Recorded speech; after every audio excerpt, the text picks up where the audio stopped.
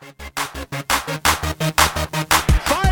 He's going for Landry down by the end zone. A tumbling catch for a touchdown.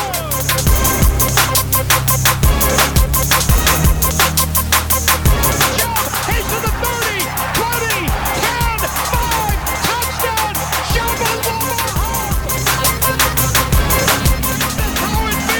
Is this how it feels to win? Welcome back, Survivors, episode 34, season 4. This is Surviving the Season, live from the Baywater Studios in Tampa, Florida. I'm Adam Griggs here. Yo, what is up? We're back after just a couple days to cover some more Browns for you in this start of the bye week. Let's start with the obvious news. Seems like everybody's back. Greedy, Denzel Ward, Higgins, everybody seems to be healthy and mentioned that they're healthy. But will they be active? Isn't that what he said about Higgins? Freddie had said that about Higgins. Yeah, I don't he's know healthy. what's going on. He'll be active. What did he say? He'll play if he's active. But that was even a lie. Yeah, he was active and didn't play. Yeah. Demarius Randall did hurt his leg, so he hasn't practiced this week, and he's said that he's in doubt for the Patriots game. Is it really hurt, or is it another one of these fake, like his concussion that he didn't think he really had? Man, I don't know. There seems some discontent, or what is there? Dysfunction, or what's going on? What do you think? Oh, I don't know. I mean, I'm sure, but he said he didn't even know when he injured it. When you're banged up, even a little bit with the bye week, is there any point in practicing here? Just take this week off. Same thing with Mayfield. He's sitting out with the hip thing. Yeah. Better safe than sorry. There's no reason to push yourself here. Get healthy. Yeah, I think when they asked Freddie about Mayfield, he said he's going to be fine for the game. There's quote unquote no doubt that he will play in the next game. Yeah. I mean, you could clearly say. So when I went back, I mean, you saw that I'm rewatching the game, and you can see that it was affecting him, and he seemed to play down. I mean, it was like 2 plays later where he throws the ball to Ricky Seals-Jones on a crossing pattern that he hits 9 out of 10 times, and he just overshoot, and he can't plant. His hips giving out on him, and he's in serious pain there. So up till that point, when I rewatched that game, I'm like, Baker is on fire besides the one crap pass that he threw to Landry. And after the game, I was talking about how he had forced that pass. It was the right read. He just threw a bad ball. So I think that hip was a major issue. So let's sit out. Let's get healthy. Come back when you're ready. Next week you're going to play regardless, but let's get as many days of rest as we can to try to get that thing healed up.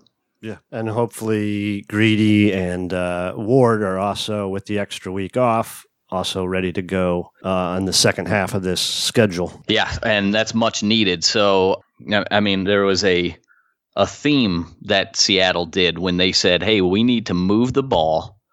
We are going to find where TJ Carey is on the field. We're going to pick him apart. We're going to find where Jermaine Whitehead is on the field. We're going to go after those two.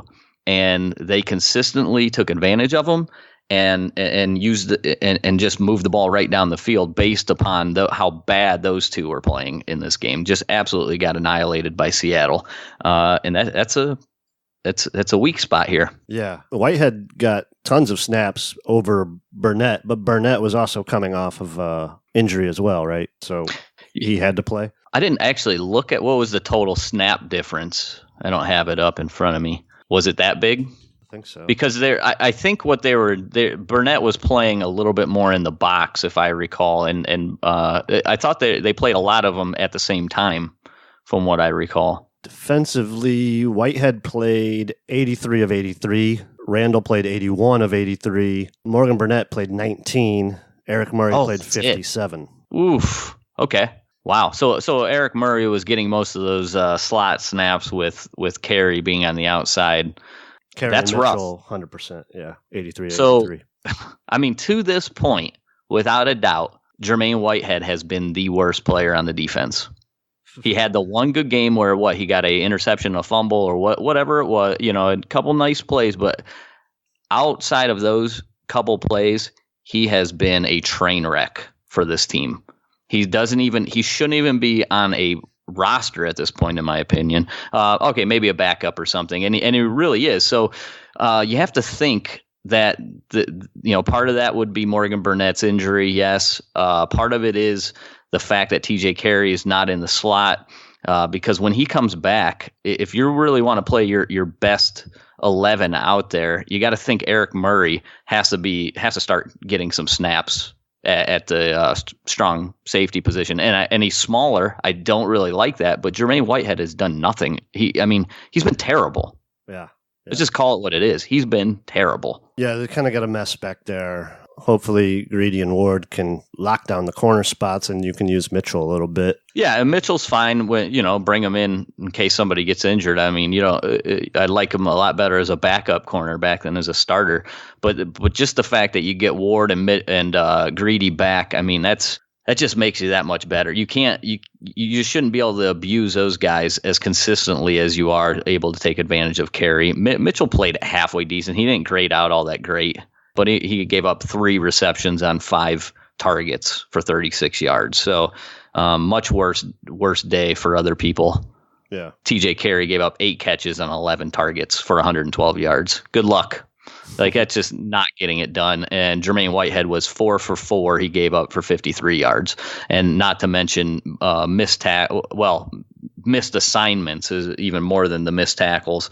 His were some big plays that he gave up. One was on the that touchdown throw where they just took advantage of it. He got single coverage. You probably don't want him on single coverage against who was it? Moore? I can't even remember who caught that one pass for the touchdown for them, but he gets single coverage. He didn't stand a chance. I mean, it's laughable to even watch. I mean, let's just call it what it is. He's not a good player, and we're sitting here. He's playing 81 snaps. He's playing more snaps than anybody on the defense. Yeah, that's weird to me. Well, safety's been kind of a bum spot for us, even though they tried to spend some money there. It hasn't been the best back end. Well, you gave up on Peppers. You didn't give them up. You traded Peppers, right? I mean, so hey, I'm not the biggest Peppers fan in the world, but when you go to Jermaine Whitehead and what's the other guy, Morgan Burnett, that's a downgrade. Yeah. You got downgraded. I'm looking at it right now. So Jermaine Whitehead, 385 snaps. That's the second most of anybody on the defense. Number 1 is Joe Schobert.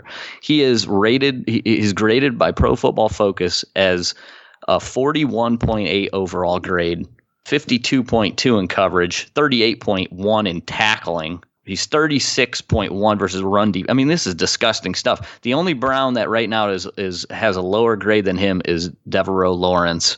And I think for Lawrence, sort of what we talked about in the preseason, he's excellent at beating second teamers, but he's struggling against first teamers. So neither of those two have been getting it done. Mack Wilson is just barely beating out Jermaine Whitehead. He's been a train wreck, but he's at least has the excuse of saying that you're a rookie and you're having to fill in. Jermaine Whitehead was actually being touted as like a good free agent.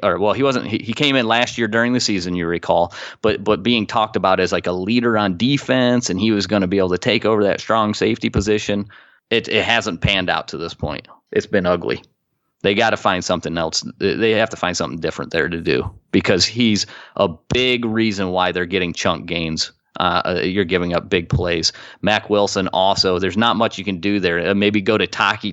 I don't know what else you're supposed to do. I can't see Taki covering anybody. I see Mack Wilson missing a lot of assignments, though. Yeah. He's got a few splash plays. It's not all bad for Mack Wilson. I'm not going to sit here and shit on the guy. It's all bad. He actually had a pass rush in this last game where he completely juked the guard like right out of his shoes. It was fantastic. And he shows those certain plays where you go, oh, that's what we want to see more of Mack Wilson. But it's been undisciplined stuff where he's overrunning his gap integrity has not been there. And then the fact that he's just at times missing what should be his coverage, overrunning it. It's usually just being too aggressive. You almost have to slow Mack Wilson down. Yeah. Where on the other hand with Jermaine Whitehead, it's just, you're not good.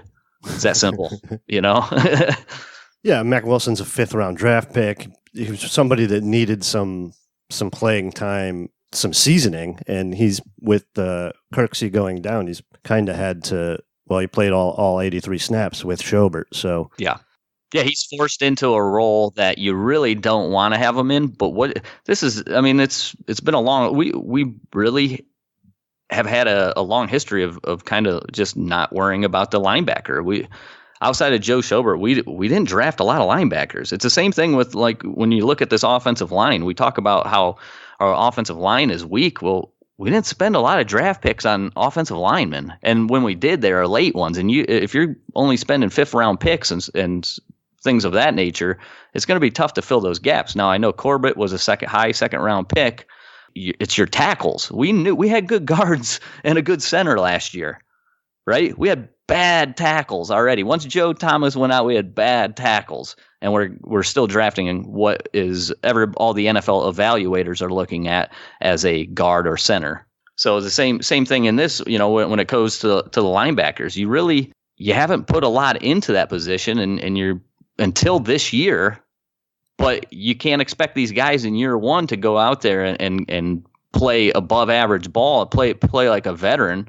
This is why you have to invest in these a couple years out and let these guys sit behind like the good teams do, and then work your way into a starting role. Yeah. Get them some special teams snaps, and then let them them figure out the game. Yeah, which Taki has been really good on special teams, actually. So he's been doing a good job there. We haven't seen him play with the defense, so we've been getting something out of him in special teams. He's been noticeable. Yeah, that's useful. Darius Taylor played 9 snaps with the defense. And 9 forgettable snaps. Yeah. Well, he also plays almost all the special teams roles as well. Yes. That's probably what he's here for. Yes, clearly. I mean, he's played 31 total snaps on defense, and he's their go-to. The Browns just do not play 3 linebackers often. That is why you see. That's why they'll end up using more of Morgan Burnett than a 3rd linebacker. You're just treating Morgan, even though we think of Morgan Burnett as your strong safety, he's really just a undersized linebacker. The way they're using him this year. Mm-hmm. So offensively in this past game, you had Beckham, Landry, and Callaway as the only 3 receivers that played. We only had 4 active, I believe. Ratley and Taylor were both inactive. Yeah, well, the Hodge kid. Oh, yeah. Is he listed as a wide receiver? But he's only special teams. He's a special teams only guy like Tavierre Thomas. Both of those guys have been fantastic, by the way, this year. Mm-hmm. We don't talk enough probably about special teams, but both of those guys have been hits. Yeah. So, 4 wide receivers, which is and then you don't even play one of them. So you just run 3 wide receivers the whole time. After the game, Freddie Kitchens, or was that the day after, where he mentioned that somebody ran a route? Yeah, that he'd never seen before. Yeah. That's enough. So you can't think. I mean, maybe it could be Beckham and maybe it could be Landry. You have to assume it's not, that it would be on Callaway. I'm almost 100% sure it's Callaway. Yeah. And then meanwhile, you have Higgins sitting over there. Now, what they did with Callaway is played him at the X, which he talked about. Hey, and I thought it was after watching it, having Beckham and Landry play off of one another seemed to be a pretty good idea. We lost this game. We turned the ball over 4 times, but the offense was in rhythm. The offense was doing whatever it wanted, So when I went back and watched this, I'm thinking, God, this offense is. If we play like this every single game and limit these turnovers, we're going to be a tough game for anybody. Yeah. Now, one of the things that really helped us out here is the fact that Seattle can't get after the quarterback very well. Our offensive line played okay because they don't have dominant pass rushers. We've struggled so far against dominant pass rushers, and that wasn't the case here. Seattle just cannot get after it the way that 49ers or the Rams with Donald get after it. It's just not the way they're not built like that. So I felt like that is what really helped us get in rhythm. And then Baker was hitting throws. There was a couple throws that were off, but for the most part, he was on point. He's hitting the right receiver at the right time.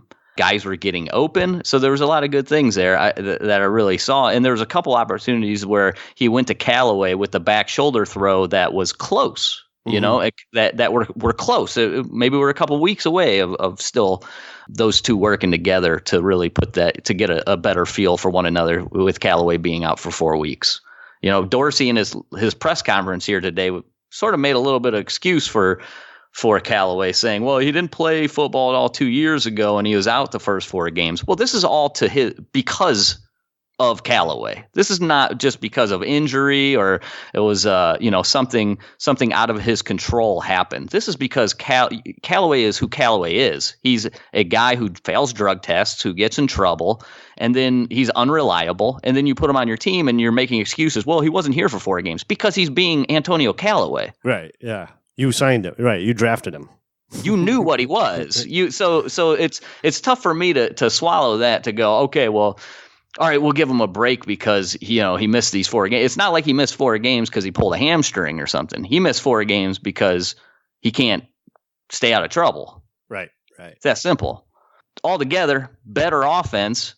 I still think you can find ways to get Higgins out there and you look even better, right? There's times where we're still for one, we threw Dontrell Hilliard late in the 4th quarter. You're telling me you can't get Higgins out there in the slot to run that route? Right. If that's what you're going to run. So I don't know what's going on with the Higgins thing. There's this whole Trent Williams rumor. If there's something to that, is Higgins a part of that, where you don't want to get the guy injured? That's one thing that you'll do oftentimes when you have a player that is on the trade block. The last thing you want is that guy getting injured and then you to lose the opportunity to trade to upgrade your team. Especially, do you think there's anything to coming that? off of an injury as well, too. Mm-hmm. You need him to pass a physical to get a trade on. Exactly. I don't know. There's I can't explain it why they didn't play Higgins. I think it's a bad decision. The other one is Genard Avery. He's played 2 snaps this year. Yeah, he's almost never active. And you're telling me, so the one thing my theory was maybe they want Chad Thomas against the running teams and maybe Genard Avery during the passing team. We haven't really played a pass happy team except for the Rams. Right. We've really played a lot of running teams up to this point. I guess maybe the Patriots, they like to run the ball, but they also have a pretty good pass offense. Is that an opportunity for him? But even if you like Chad Thomas over Genard Avery, Chris Smith hasn't played particularly well. Are you telling me Genard Avery can't give you more than what Chris Smith's giving you right now? Yeah, Chris Smith played 12 snaps. Chad Thomas played 13. So that leaves Vernon Garrett over 80% of snaps. Probably want that slightly lower. Well, I would like them out there as much as they feel comfortable playing, right? If they're ready to go, I really want Vernon out. Vernon had a nice game this past game. He graded really high as a run. He hasn't been getting that after the quarterback. Let me see if I can bring it up. I mean, he's got some hurries this year, but he hasn't been able to get to the quarterback. He's only has the 1 sack on the year, but he did grade really. They gave him a 94.4 run defense grade. So he had five pressures and a hit also on the quarterback, 4 tackles and 4 run stops. So that's probably really the reason why he graded so well in that. One of them was down at the goal line. It was a big, if you recall that one, that was a big play. So that was a bounce back game for him because he was really not good at all against San Francisco. Hopefully he can start stringing together a number of good games and get this thing going. Yeah, and then the inside guy, Ogunjobi, played 69 snaps as well. Richardson played 61. That left Devereaux Lawrence with 22 and Daniel Akewale with 12. We don't really have defensive line depth. That's our first 4. Exactly. So Ogunjobi got a sack here today, a sack against Seattle. But on the year, I don't know if it's so much of just that one gap that they're saying shoot through your gap, get upfield, and that's sort of like hindering what would be his run grade, that sort of thing. Because if you look at his run grade for Pro Football Focus of 51.5, that's below average. His overall grade's a 52.5. He does have 3 sacks, 12 pressures on the year, but I feel like often he's shooting his gap. He's getting walled off by his blocker and not really affecting the run play. And I feel like that's what Steve Wilks is asking these guys to do. That's what he wants them to do. He wants them to shoot the gaps, and the linebackers should be coming up and making these plays. And that's, Schobert's been pretty solid at it. But then you have Mack Wilson or Christian Kirksey, who both of those guys have struggled. Christian Kirksey a little bit longer than Mack Wilson. But when you look at it from like a grading aspect, you're like, man, Ogunjobi hasn't been playing as well as you had hoped. But, you're 3 sacks at this point in the season. I'm happy with that. I don't think Ogunjobi's been bad. Right. Like you said, if he's being asked to do that, then he's doing his job, and you can throw out some of the grading aspect, because we don't really know what the game plan for him and Sheldon is. Yeah, I feel like that's the defensive game plan overall, is like get upfield. Our defensive line, we want to get after the. We're really a pass. We're worried about the pass. That's the thing that we're trying to take away. We're hungry to get after the quarterback, and maybe sometimes a little bit too often, and it takes away from that run stopping. But once you get up in these games, once you start beating teams, you get ahead in these games. Then you start taking advantage of that. Then it plays out in your favor when you're doing that. Yeah, absolutely. But I would like to see more out of Sheldon Richardson. I think he's been good. I also think there's been times where he's making his tackles further downfield. He continues to run after the ball. That's a good thing, right? Yeah. There's times where his blocker will push him off the ball pretty significantly. I don't think he's as strong at the point of attack as what I would like to see. I think if we got into a lot of like goal line situations where we have to be super stout up front, I don't know if we have the horses for that. The Danny Shelton style players. That's not really what we're designed to do here.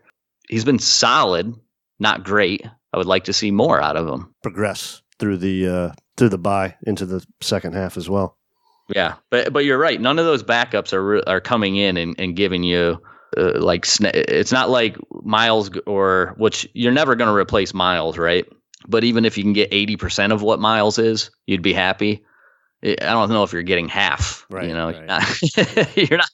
It feels like okay, they're not in there. The backups are just getting run over. It's a break for the other offensive line. Yeah. Anything else on last in the game? Yeah. Oh, that was that 2-point play, that one that Vernon had the big stop on the goal line. Oh, okay. If you recall. Yeah, that was a nice play. No, basically a lot of the stuff that going through my notes here is Whitehead being abused on this play. A lot of common theme is attack TJ Carey. That's another one that I had written down. So yeah, just a lot of that. But there's still a lot of hating on Baker, and Baker. Hey, look, there's good reason. Has 11 picks, but I think it's hard to come away after if you go in, you break down each specific passing play, and you look at all the options for Baker. It's hard to say he was bad. He wasn't bad by any means. He threw the one bad ball to Landry, and other than that, he played a damn good game. And I saw him take a step forward. I thought Freddie, looking at it, called a pretty damn good game. But I think these things happen, like I said before, they happen because Baker was more comfortable. You have to get him comfortable back there. Yeah. And so the rumor is maybe we should get into this Trent Williams trade a little bit. If you get him more comfortable, are we going to see that continue? That what happened in this last game? Are we going to be able to take those when they got into good rhythm?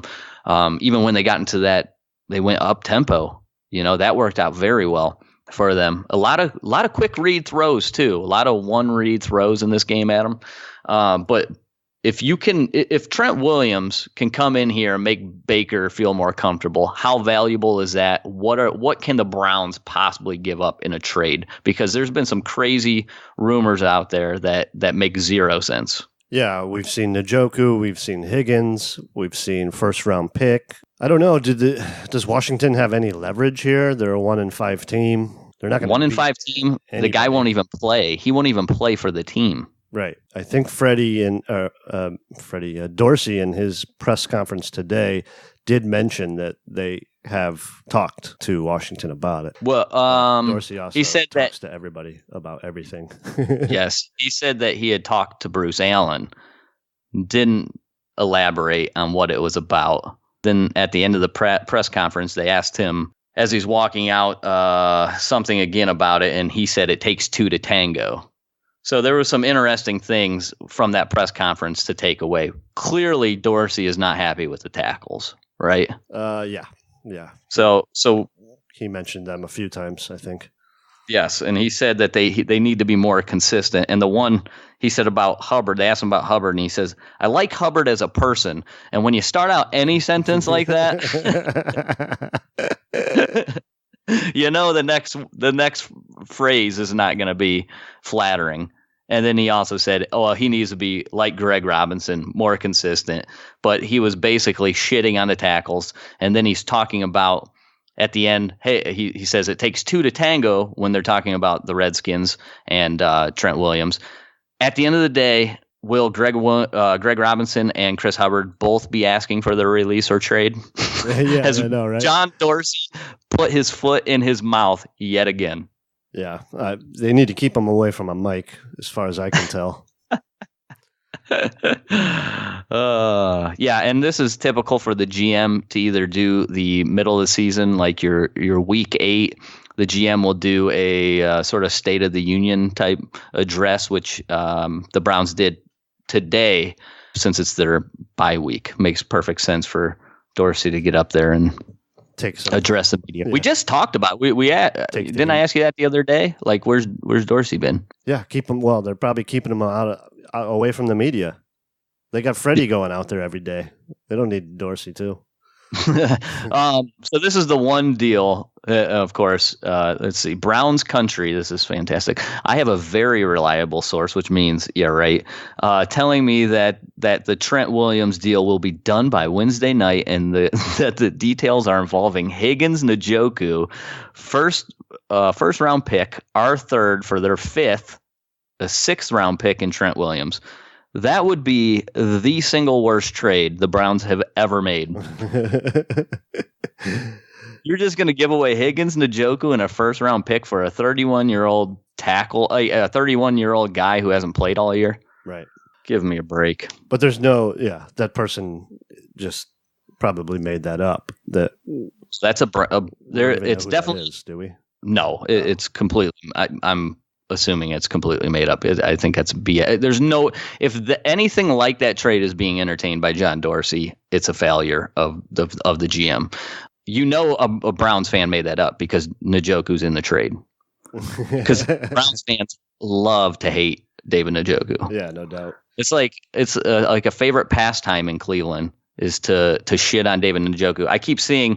Oh, I'm glad actually that we started talking about this, because I keep seeing, oh, well, now that you have Ricky Seals-Jones, you can just give up David Njoku. Ricky Seals-Jones drops a pass. You know, everybody hates on David Njoku all the time. He has like a career 12% drop percentage or something of that nature. So I was like, let me see what Ricky Seals-Jones does that. And he out-drops Mr. Njoku. Just so you know, the numbers are in favor of Njoku when it comes to hands. Ricky Seals-Jones has like a 15% drop rate. So just slow your roll, people. Yeah. Well, the Browns using Ricky Seals-Jones as a receiver there, he played 47 snaps. That's 68%. Pharaoh Brown played 23, and Demetrius Harris now only playing 19. See, they're getting this thing going in the right direction. Yeah. You know, it all, and look, man, I shit on Pharaoh Brown for a long time, but he's actually decent at blocking. You don't want him catching the ball, but as like an extra tackle almost, he's been okay. He does his job there, and Harris at times is good too. But there's been times where Pharaoh Brown where I'm like, wow, that is a really good block. But there's no doubt about it. You have to find a way to get more snaps for Seals-Jones, because he's the only one that can give you anything in that pass game. Yeah, especially if you're going to use 3 wide receivers only. Yeah, that there was a crossing pass. The play that he scored on, wide open, great play design, great throw by Baker. put it on him, and so that's the kind of stuff you're not going to get that with the other guys. He's a fluid route runner.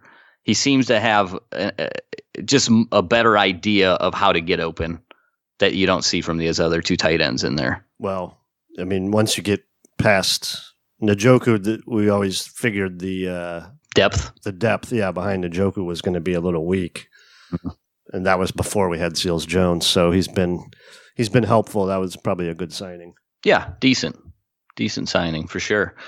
Because he gives you the smart thing, at least the way that the roster at that position is. He made it up like, hey, this is what I'm planning on doing. I'm going to get two guys that are better receiving options, and I'll get two guys that are better blocking options. And then you get Farrell Brown giving you good special team snaps, so he has value there. Actually, Harris has been really good on special. Demetrius Harris has been good on special teams also. And but we knew that, right? Coming in the season, that was one of the things we talked about. Browns have to get better in special teams. He really struggles as a pass catcher, but he's a good special teams producer. I don't know. I think the amount of money they're paying him, though, right? It's hard to say, all right, you just because of special teams, it's worth it. Yeah, that makes sense. Right now, so through here at the bye week, Demetrius Harris is the lowest graded offensive player. He is a 41.2 overall grade, 46.4 in the pass. See, I'm not just making this up, people. Pro Football Focus agrees with me. They have him for a 56 in the pass blocking, so he's not been very good, and run blocking of 46.9, also very terrible. And then just under him, or just above him, is Eric Kush. So you go Demetrius Harris, Eric Kush, Antonio Callaway in limited snaps, Chris Hubbard. So that not surprised, right? Yeah. When you talk, these are four guys we've complained often about. And the whole right side of your line too. It's probably not the dudes you want to be the lowest graded. Speaking of that, if you go back and watch the interception thrown where Baker's throwing it to Landry in the end zone. I don't know who the player is for Seattle, but there's like a double team block between Kush and Hubbard that the guy destroys, gets through. There could have been a little pressure on that even for Baker. Mm-hmm. Because if you look, Baker, go back and watch that. Watch Baker after he throws the ball. It's almost like his hip was injured before that, because it's like his back foot slips. Something weird is going on with his footwork. He gets back into his drop just fine, but somebody comes busting up through the line right through those two, and I don't think it affected the throw, but I wouldn't be surprised if Baker is sitting back there anticipating to get lit up. Yeah, like he sees it coming. Yeah, and if Trent Williams is going to bring you and come in and help Baker be more comfortable, it's worth it. But what's the price tag? What would we be willing to trade? I don't know. That's the hard part. Like a third round? I mean, can you? Yeah, I'm good with that. Yeah, like a third round or something. I can't imagine Washington is like, hey, we're going to get a first round for this guy who won't even play. He's already said, I'm not going to show up and play for you guys. Yeah. Yes. We don't know what kind of condition he's in. Has he been training? Yeah. But I guess they could just sit on it and be like, oh, well, we just won't pay him. We'll be done with it. True. I mean, Washington's made worse mistakes. Well, we do have a roster spot open because Austin Corbett has been sent to the Rams for a 2021 fifth-round pick. Yeah, and not surprised. We didn't even think he was going to make the team. He didn't deserve to make the team. It looks to me like Dorsey was sort of just waiting for a deal to come through. Yeah. The Rams need offensive line help. I'm not sure how they think they're going to get that from Austin Corbett. If he can't play on our team. Right? I mean, come on. Right. You got to be kidding me.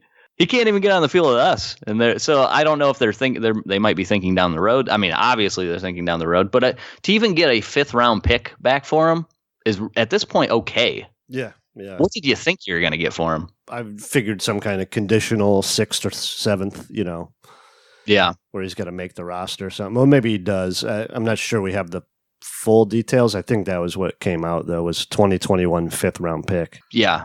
So he got the draft horn during the draft night, from what I recall, right? When that pick was made. We had a draft horn for what we thought were terrible picks, and him and Chad Thomas both earned the draft horn. And so far the draft horn is undefeated. We might have to bring the draft horn back for this year because that was fun. So obviously you don't want your top number 33 overall pick to be a bust. We know the way the draft works. A lot of times guys just don't work out. I mean, if you hit on 50% of your draft picks, it's a success, right? Oh yeah. This is it's a tough pill to swallow, but the one thing I will give it up to Dorsey for is don't hold on to your mistakes. Right. Move on. Move on from it. Get it over with. Get any kind of compensation that you can. Move on. Every coach has made mistakes. Bill Belichick has picked bad players. Right. High picks that didn't work out. It's going to happen.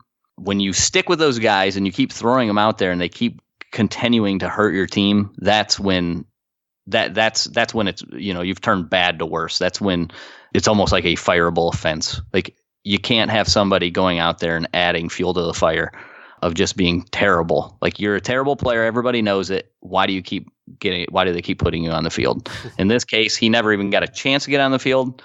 Obviously, he earned that through practice. He was most likely not good at all the whole time at practice. And so he gets the early hook, and that's fine. Yeah, no sense just keeping him inactive or not playing him, and then everyone keeps, bringing it up every week. What are we doing with this guy? What's happening here? So you just move on from him. Now he's off your team, and you can kind of not think about it anymore. Yeah.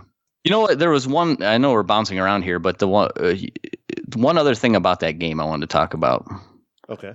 Was Freddie Kitchens, after the game, said, why didn't you run the ball? You left time on the clock. It was right before half. If you recall, there was 13 seconds on the play clock when we were driving down. We were like maybe on the 9-yard line when we threw the interception. The ball that went to Landry. Clock. Okay, 23 seconds. Yeah. And there was how much time on the game clock? Like 58. Seattle's going to get the ball back with 1:29 to go. Okay, so there's about a minute 30-ish, something of that nature. They asked Freddie about it after the game. He says, my thinking was, we score, we have 3 timeouts, we kick off, we get the ball back, we score again. And Freddie has it's been a shitstorm over that comment. Yeah. Right? And in some aspects, rightfully so, but in others, here's the thing. Freddie's an aggressive coach. We go for 4th downs. We go all the time for 4th downs. Freddie has Freddie gone for a 4th down that has been a bad decision yet?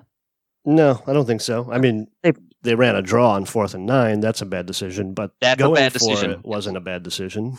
Yes, the play call was a bad decision, yeah. But he absolutely should have went for that 4th down. Yeah, I'm okay with it. Yeah, so he's been aggressive. He's going to be aggressive in these circumstances. And his thinking in his mind is, I'm going to score as many goddamn points as I can. He's super aggressive. People have not, and that, okay, so you can say, all right, that's not the right way that's not how you should handle your football team. That's, you should be more conservative, whatever.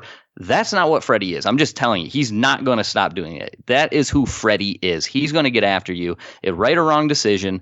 He thinks that he has the offense good enough to go put up these points. Now, that's the argument against Freddie. The fact that, well, so far you really haven't played like the offense that can just go right down the field on people, right? Right.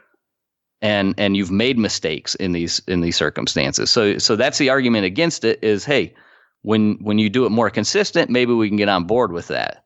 But that's not Freddie. So if Freddie has anything, it's the fact that it's almost like once Beckham got here. Once Beckham got here, we turned into like, all right, we're going to be this high-powered offense. All right, we got all the pieces in places. We got We got Landry, we got Beckham, we got Higgins, we got Callaway, we got Njoku, we got Nick Chubb, we got a great quarterback, Baker Mayfield. And we completely forgot that our offensive line is average at best. On their best day, they're average. On their worst day, they're terrible. And Freddie says, all right, I'm just going to be aggressive no matter what. And maybe we don't have the horses to play that style, right? Maybe we need to be the offense that gets a little bit more ground game going, a little run control offense, that sort of thing, ends up milking more clocks, ends up being more conservative in these cases. But Freddie's thinking, we want to be the number one offense in the league. We're going to go right down the field and try to score on you. So he got shit on for that. And, rightfully so. They threw an interception and it backfired terribly for them, right? Yeah. There's an opportunity that he actually can score there. The play's open. Baker makes a bad throw. Baker makes a good throw. The play's open. That's a touchdown. He called a good play. It's a touchdown. You do at that point have the opportunity to get the ball back and score again. It just didn't work out that way. If it does work out that way, what are we doing? Jerking Freddie off at this moment? Yeah, I don't. Here's the thing. So even if you score there and there's 1:30 on the clock, and you kick off and they start at their 25, what if they're aggressive? What if they're throwing the ball as they should be? Then, even if you get the ball back, yeah, I mean you could. I don't think that was the plan. I think he made that up on the fly when he talked to the media after the game because they were in no hurry. With 3:30 at 3 minutes 30 seconds to get the ball at Seattle 28. They had just run the ball 3 times in a row. They got a first down, incomplete to Seals-Jones. They run a screen, then the pass to Callaway down to the 12. No rush to the line, to get the snap off before the 2-minute warning. So now you got the 2-minute warning. You're at the Seattle 12. They hand the ball off to Chubb. It's like, well, let's run some clock here. We got time. So if they were in a hurry, why run on first down? So it just may be a bullshit answer. Or if you're going to run on first down, use a timeout or something. I don't know. Well, you don't have to. I mean, there's no reason to. You have more than enough time. Right. You still have a minute 30.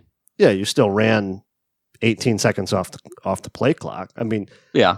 I think, I don't know if there was a plan there coming out of the 2-minute warning. If Freddie wants to hurry, that plan, you guys had a break. There was a commercial break. There's 2-minute warning. You guys can talk about it. You can tell Mayfield, we're going to run Chubb on first, get to the line in a hurry, and get to playoff. That's cool. But does he? But he doesn't really have to hurry, though. He doesn't have to. You still have a minute 40 or a minute 45. It's like you can just take your time and call your play and get up there. You still, even if you kick off and there's a minute 15 left, and you have your 3 timeouts. If you can get it incomplete on first down, Seattle is going to run the ball after that. Yeah. I mean, it all changes because they didn't score. And so it became 20-18 instead of, something to 12. So even if the Browns score there and we go up 26-12 or 27-12, right? Yeah. And you leave time for Seattle to drive down. If they drive down on you, so be it. If you think, you know what I'm saying? I don't think you just only have to run the clock down there. And then go, well, we'll settle for it. Because then a lot of times I think you settle for a field goal in those situations. You're trying to milk the clock, which would be fine. It would be better going in at 23-12 than it would be 20-18, obviously. Right. But we're playing Monday morning quarterback at this point. But if you can score and you have faith in your defense, the defense was playing halfway decent at that point. They really got picked apart in the second half. Like I said, it was all against Whitehead and all against Carey in that second half. They just got eaten alive. And actually, the last drive that went right down the field at the end of the half was TJ Carey over and over. Yeah, I mean, Seattle was just getting quick hits and running out of bounds. They had 1 timeout left with 1:29 to go from their own 12. And they scored. We're talking about if the Browns score there, they're going to get the ball back. Well, they didn't even stop them after they didn't score. So I don't know what Freddie was thinking, that they're going to stop Seattle with 1:29 to go. They literally got a 1, 2, 3, 4, 5, 6, 8 play drives, touchdown. But that's what I mean. 30 seconds on the clock. That's why They only took a minute to go down the field on us. So, Yeah. okay, you can be aggressive, but that's what I'm saying. That's where I think Freddie, he thinks he's too aggressive for the team that he has, right? Yeah. Like he wants to be aggressive. He's going to be aggressive. That is just who he is. People got to get used to that. If you don't want Freddie to be aggressive, then you don't want him as your head coach, because that's what he's going to do. But you also have to think about the situation and the team you have. I mean, you have to take that into consideration. And the style of offense that we're running is an aggressive style of offense that works when you have really good playmakers and you have a line that can protect more times than not, right? Yeah. That's not the case. We can't get the ball downfield in a lot of these cases. In any game against a team that has a good pass rusher, we can't get the ball down the field. Yeah, we can only do that. Yeah. And that's because our offensive line, we don't have the horses to play that game. It doesn't work like that for us. And so Freddie is too aggressive in this one instance before half, but he's also been too aggressive probably the entire year. We should probably be a team that is getting Baker under center a little bit more. We should probably be trying to run a lot more play action. Baker's numbers are like astounding. I think he's like the second quarterback in the league when you run his completion percentage goes up like 16% when he's running from play action compared to when he's not. Yeah, adjusted completion percentage, I think. No, it's not. Well, it's not your adjusted completion percentage there. It's just straight completion percentage from play action to no play action. He's completing a much, much higher rate and he's way more efficient from that. So, you got to run a lot more of that. Yeah, use it to your advantage. Use it to your advantage. And it might mean you have to start pounding the ball a little bit more. It might mean that you can't go to so much spread. You can't be in so much shotgun. I don't know. That's for him to figure out, right? Right. But Freddie might just be a little bit too aggressive for his own good. Agreed. All right, if we're wrapped, what's our Twitter? Our Twitter is at STS Podcast, and our email is survivingtheseason@gmail.com, patreon.com/STS Podcast if you want to support the show. We have a new executive producer, Carlos Calvo, down there in Panama. Boom. Love that guy. Appreciate it. And he's always active on Twitter with us as well. Charles Bold PTY. I don't know if you want us to release that, but we just did. Thanks, brother, for becoming a Patreon subscriber. We also have 2 quick submissions. Let's do the other. It's International Week. Carlos down in Panama. We also have a review from Ireland, 5 stars from Benson Funworth. I hope that's your real name. Benson Funworth? Yeah, it's so awesome. That's excellent. Whatever it is. Yeah. Super work, guys, as always. Listening from Ireland. Shout out to all of our international listeners. We appreciate it. And we got one from the homeland, from the Dude 77, 5-star. Authentic, honest work of 2 diehard brothers, insightful thoughts and intelligent takes. A great break from beat writers. Great. Thanks, guys, for the reviews. As always, we really appreciate it. Thanks for reaching out on Twitter. We'll be back when we're back. Greg, tell them what we say. Keep on surviving.